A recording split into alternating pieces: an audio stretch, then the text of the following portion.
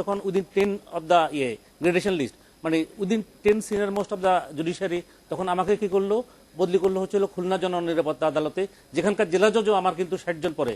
আর ঠিক এর পাশাপাশি দেখা গেল যে 206 নম্বর গ্রেডেশন যে তাকে প্রস্তাব করা হলো হচ্ছিল ঢাকা জেলা জজ আদালতে। তো আমি সেটার বিরুদ্ধে রিপ্রেজেন্টেশন দিলাম এবং আমার রিপ্রেজেন্টেশন তারা নাকচ করলো। নাকচ করার পরে আমাকে আত্মসম্মান রক্ষার্থে বাধ্য হয়ে চাকরি ছেড়ে দিতে হয়েছে। তো আমার ফ্যাগ এন্ড অফ ক্যারিয়ার, এটা আপনার দেখেন যে আমার চাকরি জীবনের শেষ পর্যায়ে এসে অনেকটা আত্মসম্মান রক্ষার্থে আমাকে চাকরিটা ছাড়তে হয়েছে। যেহেতু যে আমাকে যে এই পদায়ন করা হয়েছিল সেটা আমার যে জ্যেষ্ঠতার সঙ্গে সামঞ্জস্যপূর্ণ বা সংগতিপূর্ণ ছিল না। আপনি ইতিপূর্বে দেখেন কখনো কিন্তু ল মিনিস্ট্রিতে পোস্টিং হওয়ার ব্যাপারে আপনি দেখেন যে সিনিয়র মোস্ট তিনিই কিন্তু আইন সচিব হয়েছেন, এবং সিনিয়র মোস্ট যারা তারাই কিন্তু সুপ্রিম কোর্টের রেজিস্ট্রার হয়েছেন, এবং সিনিয়র মোস্টরাই কিন্তু সুপ্রিম কোর্টের বিচারক হয়েছেন।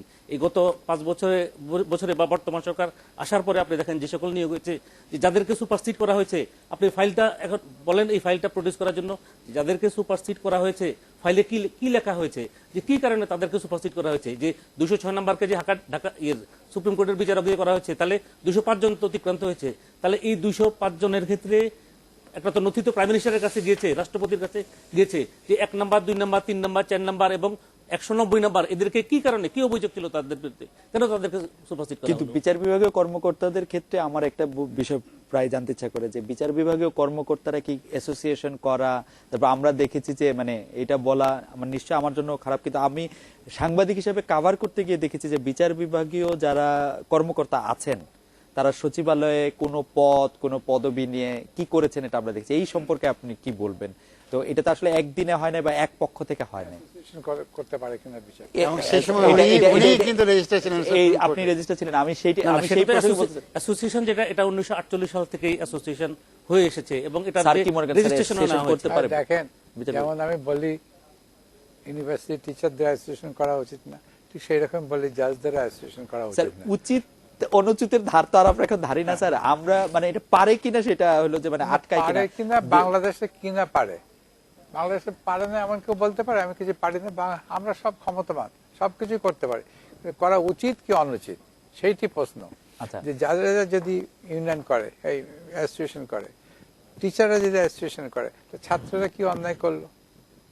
তো সেই জন্য সবকিছু বাংলাদেশের পরিপ্রেক্ষিতে আপনি সবকিছু বিচার করতে গেলে এখানে সবকিছু করা যায়, সবকিছু করা যায় না। এখন আইনের কথা তো না, কথা হচ্ছে প্রপার্টি, আপনার কনভেনশন, আপনার পাস্ট ইনসিডেন্টস। আগে একরকম আমাদের জুডিশিয়াল নর্মস ছিল, যেমন মোর্শেদ সাহেব যখন ছিলেন তখন একরকম ছিল, বিএসএর দিকে চলন ছিল একরকম ছিল, আবার ইমাম তার আর একরকম ছিল, তো খায়রুল হক যখন চিফ জাস্টিস তার একরকম হলো, হাসান সাহেব যখন চিফ জাস্টিস তার অন্যরকম হলো। প্রত্যেকটি লোকের উপর নির্ভর করছে, এবং আমরাও অন্য যাদেরও জানে যে কি খুশি হবে। যদি খুশি যদি না রাখতে পারি, তা আমার কনস্টিটুয়েন্সি, আমি এখন রিট নিচ্ছি, ক্রিমিনাল মোশন নিচ্ছি, কালকে দেখা যাবে আমাকে ডেথ সেন্টেন্সে দিয়ে দিয়েছে, আর একটা নর্মাল একটা সিভিল রিভিশন দিয়ে দিয়েছে। সেই জন্য তারা মান সম্মান রক্ষা করতে এমন কিছু করে না যে কেউ গিয়ে অ্যাটর্নি জেনারেল গিয়ে কমপ্লেন করলো চিফ জাস্টিসের কাছে যে মিস্টার এক্স কোর্ট খুব বেল দিচ্ছে, দিল তাকে সরিয়ে। এই তো হচ্ছে, এটা ফ্যাক্টস। আমি একটু সাপ্লিমেন্ট করতে চাই। স্যার এই সাপ্লিমেন্ট করার আগে আমরা একটু ঢাকার বাইরে থেকে ঘুরে আসি, কারণ স্যার যেটা বললেন সেটা মানে আমি যথেষ্টই আতঙ্কিত আসলে স্যার, যে আমি এর সাথে একটু যোগ করব। আচ্ছা, তাহলে যোগটা একটু শুনে এই অল্প। যে আমার সোজা কথা হলো যে হ্যাঁ, তারা অ্যাসোসিয়েশন করতে পারে under the societies act, societies registration act 1886 করতে পারে, কিন্তু সেটা হলো ফর সোশ্যাল পারপাস, তাদের নিজেদের মধ্যে একটা সমঝোতা। কিন্তু এই ইদানিং আমরা দেখলাম বিগত 10 ইয়ার্স 10-12 বছরে দেখলাম সেই সোসাইটিটা একটা সিবিএর মতো, কালেকটিভ বার্গেনিং এজেন্টের মতো, একটা ইউনিয়নের মতো হয়ে গেছে, যেটা অনাকাঙ্ক্ষিত, এবং আইন বা শাসনতন্ত্র কোনোটাই বা কোড অফ কন্ডাক্ট যে আছে জাজদের, সেটা অ্যালাউ করে না। আমরা এই প্রসঙ্গটিতে আবার আসছি ওনার কাছে। আমরা কথা বলছি সিলেট থেকে কেন্দ্রীয় বিএনপি সাংগঠনিক সম্পাদক এম ইলিয়াস আলীর সঙ্গে। জনাব ইলিয়াস আলী, আপনি একটু বলবেন যে আপনাদের সময় 2005 সালে যখন জিন্টুকে, ফাঁসি আসামি জিন্টুকে দণ্ড মওকুফ করা হলো, তখন দলের ভিতর থেকে এই বিষয়ে কোনো বিরুদ্ধ মত এসেছিল, বা এটি দলে কিরকম ওয়েলকাম করা হয়েছিল জিনিসটি?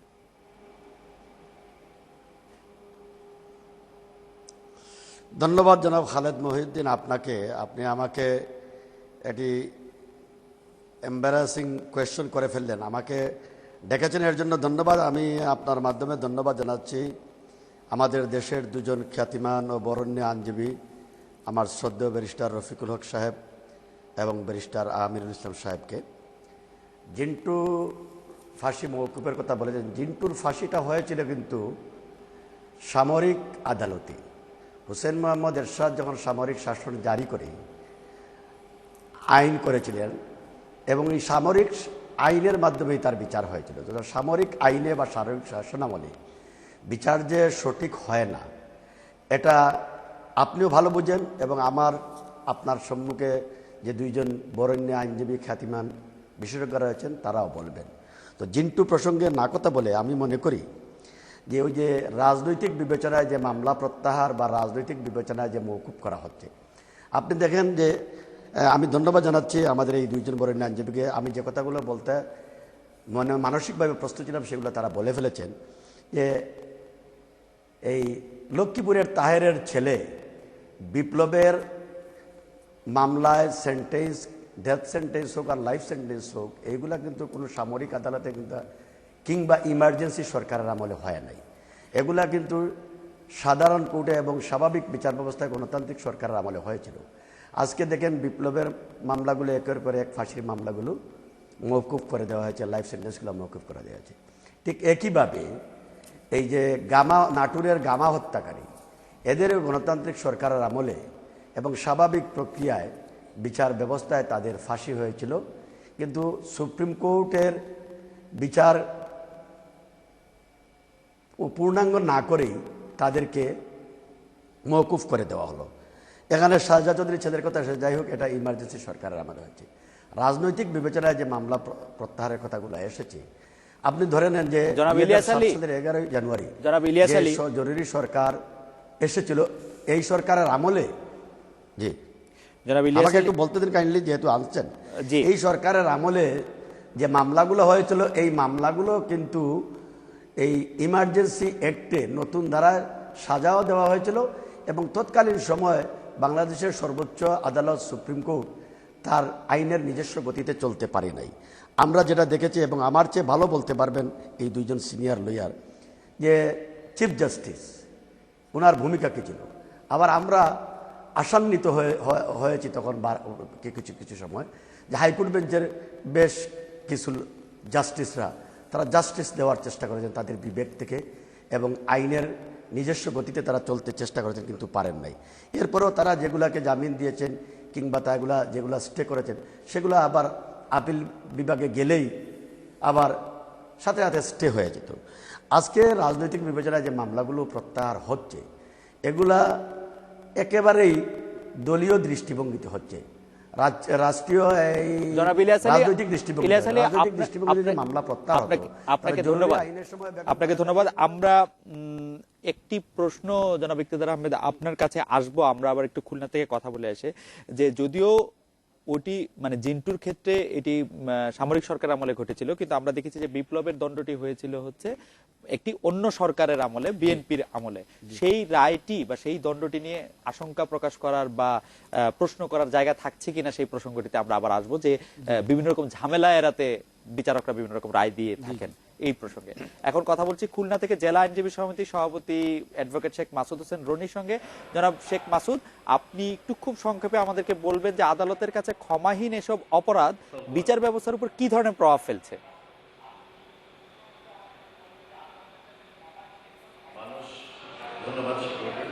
মানুষ বিচার পাওয়ার জন্যই কিন্তু আদালত যায়।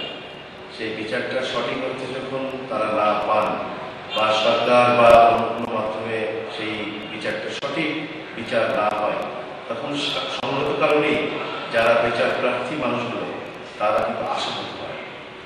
আজকে বাংলাদেশে এই রাজনৈতিক বিবেচনার মামলাগুলোর ক্ষেত্রে দেখা যাচ্ছে যে শুধু রাজনীতির কারণে ঘটনা ঘটেছে এমন মানুষ নয়, অথচ অন্য ঘটনায় জমি দখল, বাড়ি দখল, ব্যবসা প্রতিষ্ঠান, ব্যবসায়িক প্রতিযোগিতার কারণে অনেক ঘটনা, খুন বা এই জাতীয় ঘটনাগুলো ঘটে।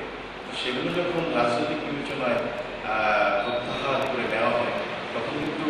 যারা ক্ষতিগ্রস্ত পক্ষ তারা কিন্তু প্রচণ্ডভাবে আইনের প্রতি এবং দেশের প্রচলিত বিচার ব্যবস্থার প্রতি তাদের খানিকটা অনীহা এবং তাদের স্বাভাবিক যে মানসিক যে অবস্থাটা সেটা কিন্তু নষ্ট হয়ে যায়।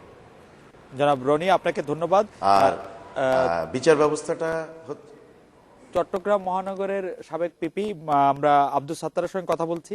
যে জনাব আব্দুল সাত্তার, রাজনৈতিক বিবেচনায় মামলা প্রত্যাহার কিংবা দণ্ড মওকুফ কতটা দরকার বলে আপনি মনে করেন? ধন্যবাদ। রাজনৈতিক বিবেচনায় মামলা প্রত্যাহার এটা নির্ভর করছে সরকারের সদিচ্ছা এবং বিচারকের সৎসাহসের উপর। আমরা দেখেছি বিভিন্ন সরকারের সময় রাজনৈতিক কর্মীদের বিরুদ্ধে বিভিন্ন মিথ্যা মামলা করা হয় এবং পরবর্তী সরকার এসে সেই মামলাগুলো প্রত্যাহার উদ্যোগ গ্রহণ করেন, কিন্তু সেই সরকারের সেই উদ্যোগের মধ্যে স্বচ্ছতা থাকতে হবে। আমরা দেখেছি বিগত জোট সরকার আমলে মামলা প্রত্যাহারের জন্য জেলাতে একটি মনিটরিং কমিটি ছিল জেলা প্রশাসকের নেতৃত্বে। জেলা পিপি, মহানগর পিপি, জেলা প্রশাসক এবং সিভিল সার্জন এবং সাংবাদিকদের একজন প্রতিনিধিকে নিয়ে 5 সদস্য বিশিষ্ট একটা কমিটি ছিল। সেই কমিটিগুলো মামলা প্রত্যাহারের আবেদনগুলো পর্যালোচনা করে সিদ্ধান্ত দিলেই মামলা প্রত্যাহারের সিদ্ধান্ত আসতো স্বরাষ্ট্র মন্ত্রণালয় থেকে পাবলিক প্রসিকিউটরের কাছে। এবং আমরা যখন আবেদন করতাম, সেই আবেদন করার পর মামলাটা প্রত্যাহার হবে কি হবে না সেটা সম্পূর্ণ নির্ভর করছে বিজ্ঞ বিচারিক আদালতের বিচারকের উপর। তিনি যদি মনে করেন যে এটা আসলেই বিভিন্ন মিথ্যাভাবে বা অন্যভাবে হয়রানি করার উদ্দেশ্যে মামলাটা তাকে জড়িত করা হয়েছে, সেই ক্ষেত্রে আদালত তার সেই মামলা প্রত্যাহার করার জন্য সিদ্ধান্ত দিতে পারেন, আদেশ দিতে পারেন এবং সেক্ষেত্রে আদালত যদি মনে করেন সেটা তিনি প্রত্যাখ্যানও করতে পারেন। কিন্তু আমরা দেখেছি যে এই সরকারের আমলে যে অত্যন্ত হতবাক হয়ে গেছি আমরা চট্টগ্রামবাসী, যে বিগত সরকার আমলে যে এসি বশির আলী হত্যা মামলা, চট্টগ্রামের একটি চাঞ্চল্যকর হত্যা মামলা, যে মামলায় চট্টগ্রাম মেট্রোপলিটন পুলিশের একজন সহকারী পুলিশ কমিশনার নিহত হয়েছিলেন। তৎকালীন ছাত্রলীগের একটি মিছিল থেকে গুলি করে তাকে হত্যা করা হয়েছিল এবং সেই মামলায় বাদী হয়েছিলেন একজন পুলিশ কর্মকর্তা। আমরা বুঝতে পেরেছি অ্যাডভোকেট আব্দুল সাত্তার, এবং নির্দিষ্ট অ্যাডভোকেট আব্দুল সাত্তার, আপনাকে ধন্যবাদ। শেখ মাসুদ হোসেন রনি এবং এম ইলিয়াস আলী, আপনাদেরকেও ধন্যবাদ। আমরা একটু ইকতেদার আহমেদ সাহেবের কাছে আসি যে এই কথা জানতে যে আমরা সামরিক সরকারের আমলে যে রায়টি দেয়া হলো সেই রায়টির সম্পর্কে সন্দেহ পোষণ করছি। 2003 সালে বিপ্লবের বিরুদ্ধে যে রায়টি দেয়া হয়েছে এবং যে দণ্ডগুলি দেয়া হয়েছে সেগুলির ব্যাপারে কি কোনো সন্দেহ পোষণ করা যায় বা সেইগুলিও কি ঝামেলা এড়াতে সরকার যা মনে করেছে সেরকম কোনো কিছু করা হয়েছে কিনা? এ ব্যাপারে আমি যেটা বলতে চাচ্ছি যে রাষ্ট্রপতি যখন তার এই ক্ষমতাটা প্রয়োগ করবেন তখন তাকে দেখতে হবে যে নিম্ন আদালতে এটার বিচার করতে গিয়ে কোনো ধরনের বিচার বিভ্রাট হয়েছিল কিনা বা সাক্ষ্যের অপর্যাপ্ততা ছিল কিনা বা যিনি আসামি তার বয়সের স্বল্পতা বা বার্ধক্যের বিষয়ে বিবেচনায় নিতে পারতেন এবং সে কোনো যদি দুরারোগ্য ব্যাধিতে যদি আক্রান্ত হয়ে থাকে সে সকল বিষয়ে বিবেচনায় নিয়ে এই ধরনের আদেশ প্রদান করা যায় যে সাজা মওকুফ, হ্রাস বা সাজা স্থগিতের ক্ষেত্রে।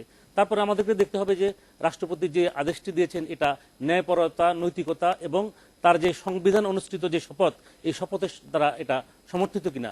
রাষ্ট্রপতি একজন দলীয় ব্যক্তিকেও রাষ্ট্রপতি করা হলে তিনি যখন রাষ্ট্রপতি পদে শপথ নেন তখন কিন্তু তিনি দলীয় থাকেন না, ইট ইজ অ্যান ইনস্টিটিউশন। আমি আসলে একটু জানতে চাইছিলাম যে 2003 সালে যখন বিচারক এই রায়টি দিচ্ছেন আমরা দেখতে পাচ্ছি যে বিপ্লবের অনেকগুলি রায় আসলে মওকুফ করা হচ্ছে, দণ্ড মওকুফ করা হচ্ছে, কিন্তু সেই সময় কি বিচার বিভাগের অবস্থা কিরকম ছিল? মানে চাপ ছিল, প্রেসার ছিল নাকি খুব স্বাধীনভাবে কাজ করতে পেরেছে? 2003 আমি তো তখন কক্সবাজারের ডিস্ট্রিক্ট জাজ ছিলাম, তো আমার আদালতে একটি মামলা প্রত্যাহারের আবেদন হয়েছিল এবং আমি সেটা প্রত্যাহার দিই নাই।